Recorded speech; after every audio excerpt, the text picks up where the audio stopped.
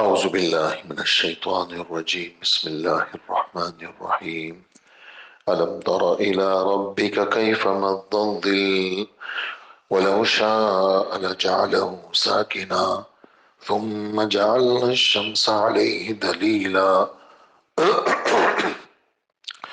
ثم قبضناه إلينا قبضا يسيرا وهو الذي جعل لكم الليل لباسا والنوم سباتا وجعل النهار نشورا وهو الذي أرسل الرياح بشرا بين يدي رحمته وأنزلنا من السماء ماء طهورا لنحيي به بلدة ميتا ونسقيه مما خلقنا أنعاما وأناسيا كثيرا ولقد صرفناه بينهم ليذكروا فأبى أكثر الناس إلا كفورا صدق اللہ العظیم۔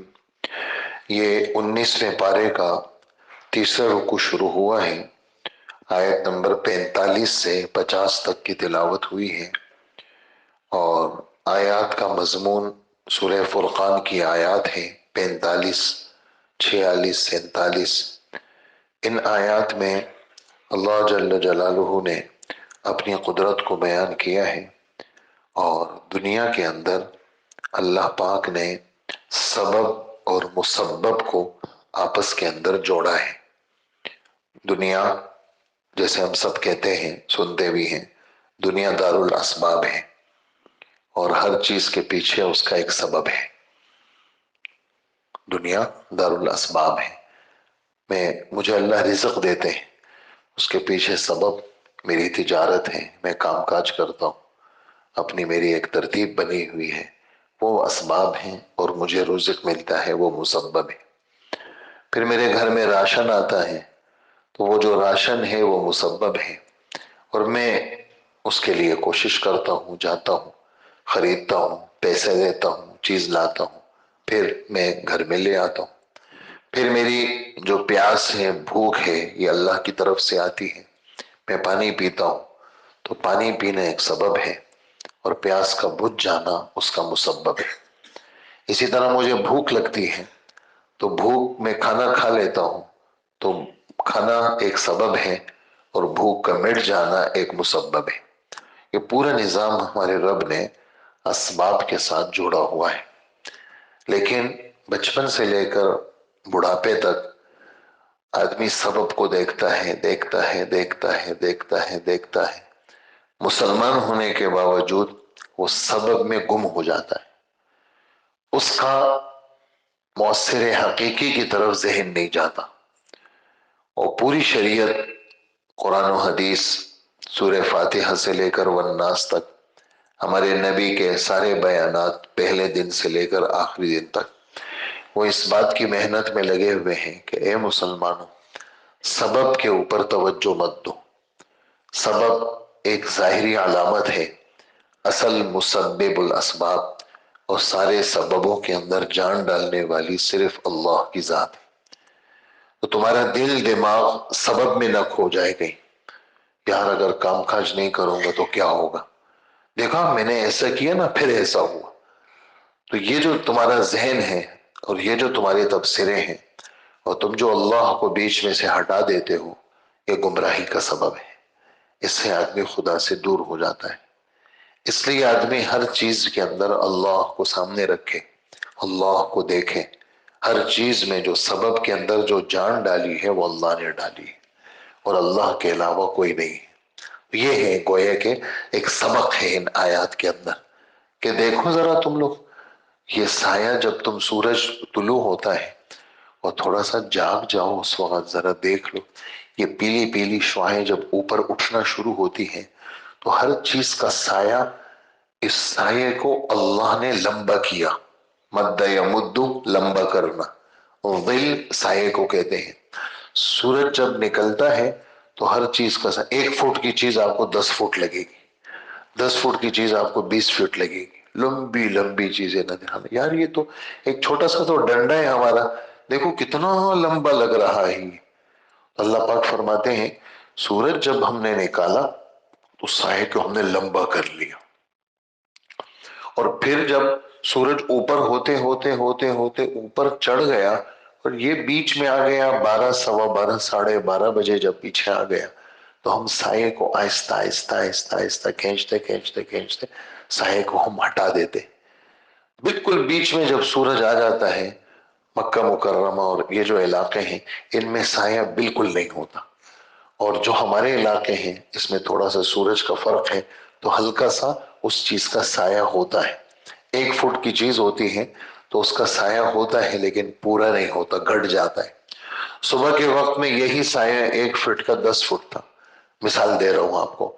और फिर घटते घटते घटते बिल्कुल जब सूरज यूं बीच में आ गया तो वो साया घट गया।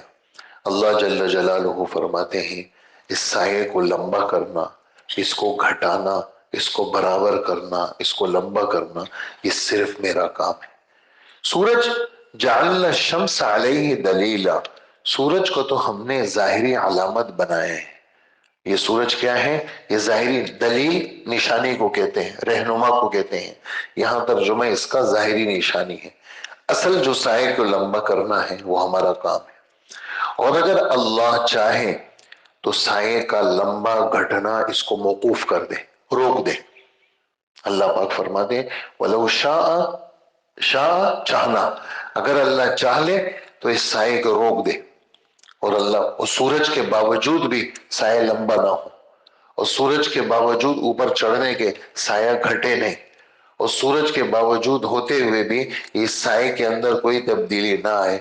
अगर हम चाहें तो साये को रोक दे, और हमने नहीं चाहा तो सूरज की वजह से साया लंबा हुआ शुरू में, फिर आहिस्ता आहिस्ता पीछे हटते हटते साया पीछे हट गया।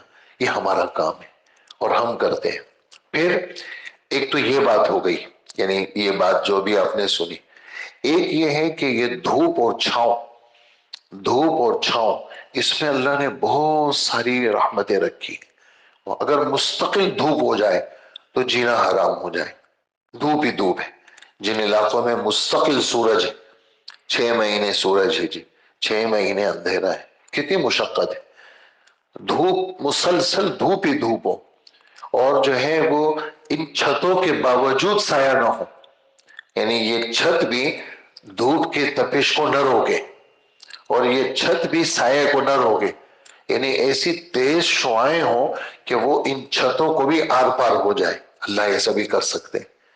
और अल्लाह जल्ल जलालुहु फरमाते हैं कि अगर ये छांव ही छांव, मुसलसल सूरज गायब हो और छांव हो, जिन जिन जमानों में यानी बारिश होती है और मुसलसल जो है वो बारिश ढके हुए होते हैं, मुसलसल जो है वो अंधेरा होता है दिन में भी रात में भी, तो मुश्किल हो जाती है। ये तो हमारा, हम जिन इलाकों में बसते हैं वहां पर ऐसा नहीं है, लेकिन बाज इलाके ऐसे हैं जहां मुसलसल बादल है, वो सूरज के पीछे तरस जाते हैं, सूरज नहीं होता। और बाज ममालिक ऐसे हैं जहां वो धूप के लिए, धूप से जो चीज मिलती है वो वहां नहीं है, साये साये साया है, तो वो क्या करते हैं, वो उसके लिए गोलियां खाते हैं, ताकि धूप से जो चीज विटामिन और जो ताकत की चीजें मिलती हैं, तो वो क्या करते हैं, वो गोलियां खा करके उस धूप की कमी को पूरा करने की कोशिश करते हैं। तो जहां पर मुसलसल जो है वो साया ही साया हो तो वहां भी मुश्किल है। धूप है तो मुश्किल, साया है तो मुश्किल। फिर अल्लाह जल्ल जलालुहु ने ये जो हमारे खाने पीने का निजाम रखा है, इसमें धूप को अल्लाह ने बड़ा दखल दिया है। हमारा खुद का जो बदन है ये धूप का मोहताज है। हमारे बदन, हमारी हड्डियां, हमारा हमारे बाल, हमारे सर से लेकर पैर तक, जिन बच्चे पैदा हो जाते हैं, आप सब साहिब औलाद लोग हैं, बच्चे को पीलिया हो जाते हैं तो डॉक्टर कहते हैं कोई दवाई की जरूरत नहीं है, रात को तो पैदा हुआ है, पीलिया हो गया, सुबह चढ़ते हुए जो सूरज है उसकी तपिश में इसको बिठा दो, आधा पौन घंटा ये धूप खाएगा तो इसकी पीलिया खत्म हो जाएगा। इसको दवाइयां मत दो, अभी पैदाशुदा बच्चा है, ये धूप से ठीक हो जाएगा। आप सब सुनते हैं, हमारे घरों में ऐसा होता है। तो धूप के अंदर बेशुमार अल्लाह जल्ल जलालुहु ने ताकत रखी है, बेशुमार अल्लाह पाक ने इसमें। और फिर अल्लाह पाक धूप जिन जिन पौधों पर, जिन दरख्तों पर धूप पड़ती है اور جن پہ نہیں پڑتی، دونوں میں زمین آسمان کا فرق ہوتا ہے۔ تو یہ دھوپ یہ بے شمار فوائد کا سبب، اور یہ رات کے جو چاند کی چاندنی ہے یہ بے شمار فوائد کا سبب ہے۔ تو ہمارے رب فرماتے ہیں کہ اے مسلمانوں، یہ سارے کام میرے ہیں، یہ دھوپ کا لانا یہ میرا کام ہے، اور یہ سایہ کا لانا یہ میرا کام ہے۔ یہ تو دو باتیں ہو گئی۔ تیسری اور آخری بات اس کے اندر وہ یہ ہے کہ یہ جو دھوپ تمہیں نظر آ رہی ہے اور یہ جو سایہ تمہیں نظر آ رہا ہے، یعنی تمہیں پہلی بات میں نے یہ عرض کی کہ سبب میں کھو مت جانا، اپنی دکان میں کھو مت جانا، یار دیکھو یار میری کیسی سیٹنگ بن گئی، نہیں، یہ سیٹنگ اللہ نے بنائی ہے، یہ ساری ترتیب اللہ کی ہے۔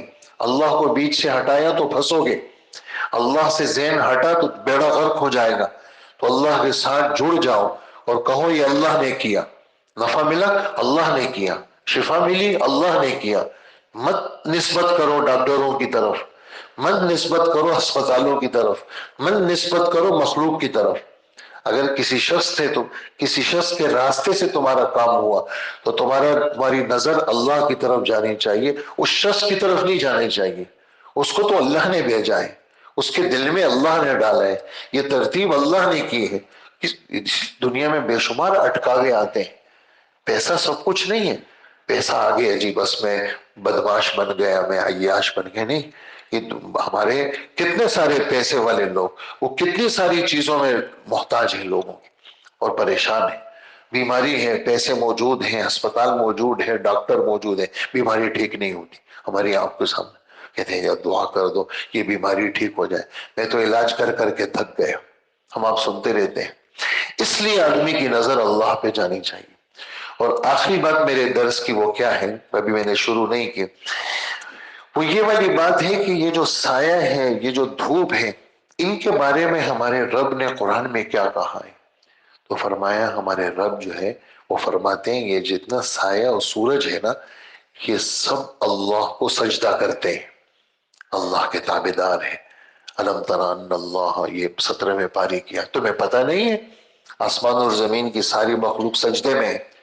میرا آپ کا سجدہ تو پیشانی زمین پر رکھنا، اس کو کہتے ہیں۔ ان مخلوقات کا سجدہ کیا ہے؟ ان مخلوقات کا سجدہ تابعداری ہے، یہ اللہ کے تابعدار ہیں۔ مجال ہے کہ ایک لمحہ بعد میں سورج نکلے، مجال ہے کہ ایک لمحہ پہلے نکلے، مجال ہے کہ جو ترتیب اللہ نے بنائی ہے اس میں ذرا سے ادھر ادھر ہو جائے، یہ تابعدار ہے، یہ اللہ کے حکم کے محتاج ہے۔ اور اللہ پاک یہ 17ویں پاری کی آیت کہ سورج بھی اللہ کو سجدہ کرتا ہے، چاند بھی اللہ کو سجدہ کرتے ہیں، ستارے بھی اللہ کو سجدہ کرتے ہیں، لوگ بھی اللہ کو سجدہ کرتے ہیں، پہاڑ بھی اللہ کو سجدہ کرتے ہیں۔ یہ سب چیزیں کیا ہیں؟ سجدہ کرتی ہیں اللہ کو، ٹھیک ہے۔ اسی طرح جو ہے وَلِلَّهِ يَسْجُدُ مَا فِي السَّمَاوَاتِ وَمَا فِي الْأَرْضِ، یہ 14ویں پارے کی آیت، ہمارے رب فرماتے ہیں کہ يَتَفَيَّأُ ظِلَالُهُ عَنِ الْيَمِينِ وَالشَّمَائِلِ سُجَّدًا لِلَّهِ وَهُمْ دَاخِرُونَ، کہ ہر چیز کا سایہ وہ دائیں اور بائیں ہو کر کے کیا کرتا ہے؟ وہ اللہ کی طرف سجدہ کرتا ہے۔ یہ تم کہتے ہو نا سایہ لمبا ہو گیا، او ہو، یہ سمجھو یہ اللہ کو سجدہ کر رہا ہے۔ یہ دفعہ کوئی سایہ دائیں طرف ہو گیا، اور جی اس نے دائیں طرف اللہ کو سجدہ کیا، اور کوئی جی بائیں طرف ہو گیا، سمجھو یہ بائیں طرف اللہ کو سجدہ کر رہا ہے۔ تو جب سایہ بھی خدا کو سجدہ کر رہا ہے، اے مسلمان، اے انسان، تیری یہ کھوپڑی میں ہم نے دماغ دیا ہے، تو بھی تو سجدہ کر، تو بھی تو اللہ کے سامنے جھک جا، تو بھی تو تابعدار بن جا۔ یہ آخری بات ہے، سایوں کی بات چل رہی ہے۔ پہلی بات آ گئی سبب مسبب کی، دوسری بات آ گئی کہ یہ اللہ پاک نے یہ سارا نظام ہمارے رب نے کیا ہے، اور تیسری بات یہ آ گئی کہ جب یہ سب چیز خدا کے تابعدار ہیں تو ہمیں بھی اللہ جل جلالہ کی تابعداری کرنی چاہیے۔ صرف جو ہے وہ دو ہی آیتوں کا خلاصہ آپ کی خدمت میں پیش ہوا ہے، اور پھر انشاءاللہ کل باقی آیتوں کا خلاصہ آپ کے سامنے پیش ہوگا۔ اللہ پاک ہمیں اپنے رب کا تابعدار بنائے، اور اللہ جل جلالہ ہمیں دبنے والا، جھکنے والا بنائے، لوگوں کے سامنے نہیں، اللہ کے سامنے۔ اس کے سامنے؟ اللہ کے سامنے، لوگوں کے دبدبے میں نہیں آنا، لوگوں کے دبدبے سے تو پناہ مانگی ہے، لوگوں کے سامنے نہیں دیکھو، نہ کسی کا روب دل میں ڈالو، تمہارے دل میں صرف اللہ کا رعب ہو، اللہ کا دبدبہ ہو، کسی سے مت ڈرا کرو۔ ڈرنے سے مراد یعنی مخلوقات سے، والد صاحب سے تو ڈریں گے، استاد سے بھی ڈریں گے، اپنے بزرگوں سے بھی ڈریں گے، لیکن کیا ہے اللہ، مخلوق کا خوف، فلانے کا خوف، فلانے کا خوف، فلانے کا خوف نہیں، اپنے استاد کا، بزرگوں کا، بڑوں کا خوف تو رکھیں گے، عظمت کے ساتھ خوف بھی رکھیں گے، لیکن مخلوق کا خوف، کوئی میرے کاموں کو بگاڑ دے گا، فلانے سے ہوتا ہے، نہیں جی فلانے سے نہیں ہوتا، صرف اللہ سے ہوتا ہے اور اللہ کے غیر سے نہیں ہوتا۔ تو اللہ کے سامنے دبنا اور مخلوق کے سامنے نہیں دبنا، کسی کا روب داب اپنے دل دماغ کے اوپر نہیں بٹھانا، اللہ سے ڈرنا۔ تو یہ دو آیتیں آپ کی خدمت میں اس کا خلاصہ پیش ہوا، ذرا دیکھ لیجئے۔ الم تر الی ربک کیف مد الظل، کیا تم نے اپنے پروردگار کی قدرت کو نہیں دیکھا؟ یہاں دل سے دیکھنا مراد ہے، یہ آنکھوں کا دیکھنا نہیں، دل سے دیکھو، ذرا تھوڑا سا سمجھنے کی کوشش کرو کہ تمہارے رب نے کہ کس طرح سائے کو وہ پھیلاتا ہے، کیسے پھیلاتا ہے۔ تفصیل آ گئی آپ کی خدمت میں کہ جب سورج نکلتا ہے تو تم دیکھتے ہو سایہ پھیلا ہوا لگتا ہے، چلتے چلتے چلتے سایہ جب اوپر آ جاتا ہے، سایہ کو ہم اپنی طرف کھینچ لیتے، پھر جب ڈوب جاتا ہے، آپ نے دیکھتے ہیں ہم لوگ کہ سایہ پھر جب ظہر کی نماز کے بعد سایہ پھر آگے بڑھنے لگتا ہے، بڑھتے بڑھتے بڑھتے جب سورج پیلا ہو جاتا ہے تو ہر چیز کو سایہ بڑا بڑا لگنے لگتا ہے۔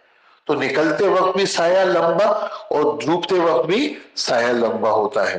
تو فرمایا وَلَوْ شَاءَ، اگر اللہ چاہے اس سایہ کو کیا کر دے، روک دے، یہ سایہ نہ بڑھے نہ گھٹے، اور سایہ ہی سایہ ہو جائے، یہ بھی کر سکتے ہیں، اور دھوپ ہی دھوپ ہو جائے، یہ بھی کر سکتے ہیں، لیکن ہم نے کیا کیا ہے، جعلنا الشمس علیہ دلیلا، اس سائے کے اوپر ہم نے سورج کو کیا بنایا ہے، علامت اور نشانی بنایا ہے، پیچھے ہماری قدرت چل رہی ہے، پیچھے ہماری قدرت چل رہی ہے، یہ ظاہری علامت ہے۔ ثم قبضناہ الینا قبضا یسیرا، پھر ہم کیا کرتے ہیں، سایہ کو اپنی طرف آہستہ آہستہ آہستہ آہستہ پیچھے سمیٹنا شروع کر دیتے ہیں، اور آہستہ سمٹ جاتا ہے تو سایہ ختم ہو جاتا ہے، اور ہر چیز کا سایہ وہ غائب ہو جاتا ہے، جیسے سورج بالکل بیچ میں آ جائے تو سایہ اب نہ ہونے کے برابر رہ جاتا ہے۔ اللہ جل جلالہ ہمیں اپنے رب کی آیات پر اور قرآن پر یقین نصیب فرمائے۔ آیت نمبر 45 اور 46 کی وضاحت ہوئی ہے، باقی انشاءاللہ کل کے درس میں ہوگی۔ الحمدللہ رب العالمین۔